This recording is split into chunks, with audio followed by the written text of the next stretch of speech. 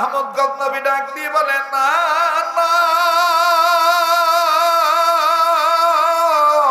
এই কোরআনুল কারীমকে আমি পাশের ঘরে রাখবো না, কোরআন কারীমকে আমি তাকের উপর রেখে দেব।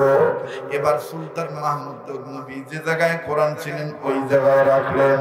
রেখে সুলতান মাহমুদ গজনবী ডাক দিয়ে বলতেছেন, আমি পাশের ঘরে যে ঘুমাই। সুলতান মাহমুদ গজনবী ওই জায়গায় যায়, তার ঘুমাইতে খুব কষ্ট হইল, কিন্তু কোরআনুল কারীমের কারণে আল্লাহকে ডাক দিয়ে বলতেছেন, আল্লাহ আজকের এই কোরআনুল কারীমকে এই সম্মানটা দেখানোর কারণে আল্লাহ তুমি আমারে মাফ করে দিও। জানি না কোন আমল তোমার দরবারে কবুল হয়েছে জানা নাই। ও মনোহরপুর এলাকার ভাইরা, জীবনে কত মাহফিলে ওয়াজ শুনলেন, কত নেক কাজ করলেন, কোন নেকের কাজটা আল্লাহর দরবারে কবুল হয়েছে আমারও জানা নাই, আপনারও জানা নাই। একটু নিয়তটা পরিষ্কার করেন না।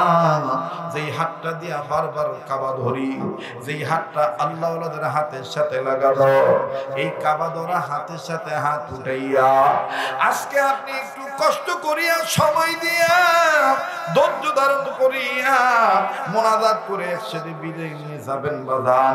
আমার দিল বলে আজকের মাহফিলের দোয়া আল্লাহ ফিরে দিবে না, আল্লাহ পাক আজকের দোয়া কবুল করবে। কারণ এই ময়দান থেকে ওলি আল্লাহর গ্রাম আমার নাকে আসতেছে।